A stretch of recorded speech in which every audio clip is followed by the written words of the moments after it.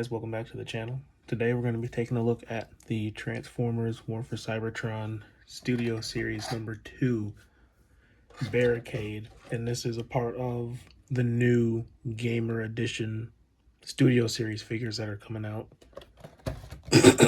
Excuse me. So here he is. And I've always been a big fan of the designs for the guys from these video games, and this is no exception. I never thought in 2023 we would be getting figures from video games. Excuse me.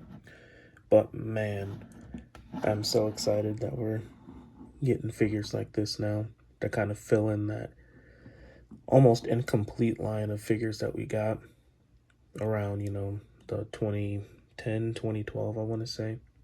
Because these games were coming out when I was younger, so yeah, but I remember them and they're some of my favorites. So here he is, top down. Looks pretty good, in my opinion. He's got a bit of a backpack, but if I'm being honest, that's kind of just the way that these figures go. I mean, even if you look at their designs and stuff, they've all kind of got a little bit of a backpack, so can't really complain too much. When I first saw this guy, I didn't really care for the way the legs are, like the feet. Like, I don't know, they just looked disproportionate and like really flat compared to the rest of the figure. With him in hand, it looks a little better than when they first revealed it, but I personally would have preferred maybe some more, like some beefier feet. The legs look good and everything. It's just the feet, I think, could use a little bit more. Like, they're really, really flat and also kind of hollow. So, yeah. But overall, this dude is very nice, very nicely done. Try to get a little closer on the head sculpt, which that looks pretty good. Pretty good in my opinion. See if I can get this to focus. Yeah, it looks pretty good. The colors pop out on this guy pretty good as well, so I'm a fan of that. He only comes with one accessory, and it's this. His like gun rifle thing. So yeah, and the way to get him to hold this is to literally take this arm and rip it off, and then this just pegs in right here like that. And if I'm being honest, I don't mind the way that it looks. I would have preferred maybe a larger gun, but as far as the games go, this is pretty accurate. Like, it's pretty accurate. All the weaponry came out of the arms, essentially. No one was really holding anything besides Megatron with his cannon on his arm. And even he still had weapons that would transform from his forearm, so can't complain too much about that. Alright, now for comparison, I don't have very many of the War for Cybertron figures. I have mostly Fall of Cybertron, so I can do some of those too, but for now I'm just gonna do, I have the original deluxe class Megatron that came out way back in the day. So here he is compared to that, and I think that looks pretty good. Megatron was imposing in the games for a different reason, not just because of his size, even though he is a little bit taller, and I think that that's probably correct. Oops. See what I mean about the feet? And then I decided to also grab the Fall of Cybertron Shockwave. I think this is Fall of Cybertron. And just for another comparison, just to have another comparison. So there's that. And I think they look pretty good together too. So there's that.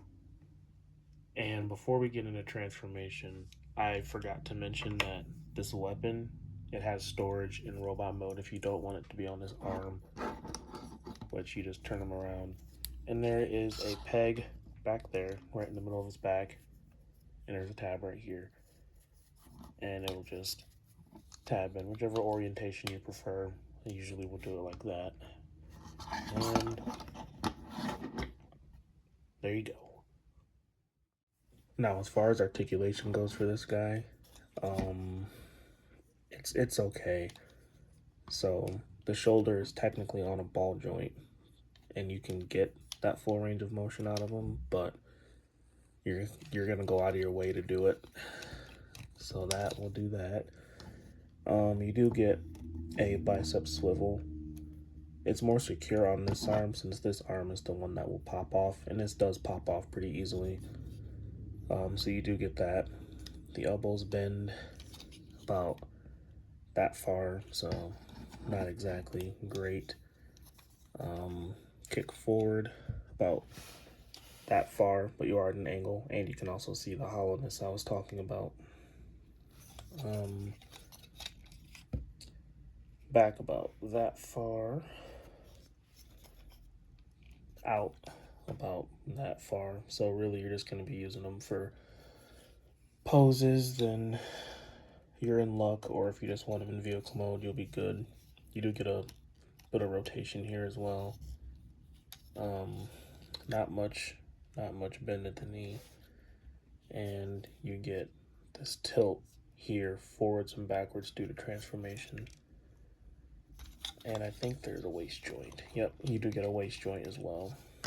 But that's about it for articulation on this guy.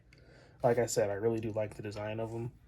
I think he looks pretty good, pretty faithful to the game, but the articulation definitely leaves more to be desired, in my opinion at least. I mean, I've discovered, like, if you move these wheels down, like, yeah, it'll make the legs a bit fatter, you know, but you'll get more range of motion with the arms, the waist, and with the legs. And I don't hate the way this looks, you know what I mean? So, I don't know. I can't decide how I want to display them yet. But there you go. Alright, now the transformation for this guy is pretty simple. I will show off one pet peeve as I'm doing this figure, and you'll see what I mean. It'll become very apparent here very soon. So the first thing you're going to do is you're going to fold these feet up, and you'll feel them kind of push in, and they'll sit like that. And you're going to take this, rotate it down like that, and then rotate this around that way. And you're going to do the same thing on this side, rotate it down, rotate it around like that. And you're going to rotate them at the waist, like this. These are going to come up. And then this whole thing's going to click together like this. And then that's where you're going to leave that for now. Then you're going to get into the arms, which shouldn't be hard, but they are. You're going to open this up. This hand is going to rotate like this. And then you're going to fold it into the forearm. Try to get it as flat as you can. Otherwise, this won't want to close. And then you'll close that. Here we go with this. This bicep on mine is so extremely tight that I have to take this off in order to rotate this around. So that's what I'll have to do. But first, we'll open this up like that. Rotate the hand around. If I can get it, yep. Rotate the hand around. And then fold it in just like the other side. And then that should close like that. And then you're supposed to rotate these. So this one will rotate like this. And then this one's supposed to do the same, but I have to take this off. It's literally to the point, and I haven't even had this guy that long, but there are stress marks where this peg goes. from me trying to rotate it on my own, so I have to take this off and then rotate it around. So I don't transform this guy very often because this is a pain to do, and I don't like forcing things, so trying to get that rotated around the best that I can. Then we'll plug this back in like that. And then these arms will, like the shoulders will kind of, I don't know how to explain it, kind of like will almost accordion down like that to get them out of the way. And then there is tabs on both sides and then one in the front right here too. So you'll tab this in, same for this one. And it should all kind of just fit together once you get it lined up right. It takes a little bit of doing, but once you do it, it'll line up right. So then we'll do that. Like that. And that should be tabbed in like that. And then finally, you're going to take this back assembly right here, flip it down, flip this up, and you should flip it up and push it, and you'll hear it kind of pop like that. Then you're going to bring this forward, bring it down.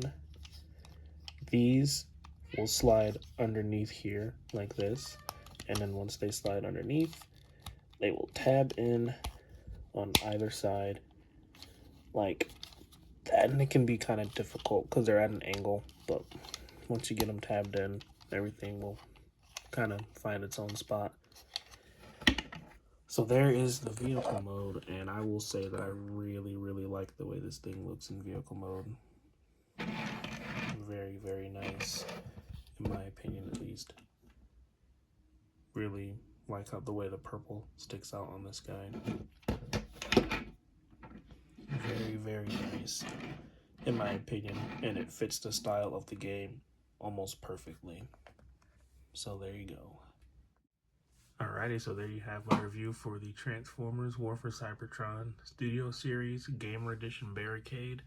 This is the second figure released in this line, and overall, I'd say he's pretty good. I've got my issues here and there, you know, but that's just personal preference. So the arm is a serious issue, I will say that, but other than that, the figure is really solid. And if you see them out there, I'd recommend picking them up. Alrighty, thank you for watching, and I'll catch you later.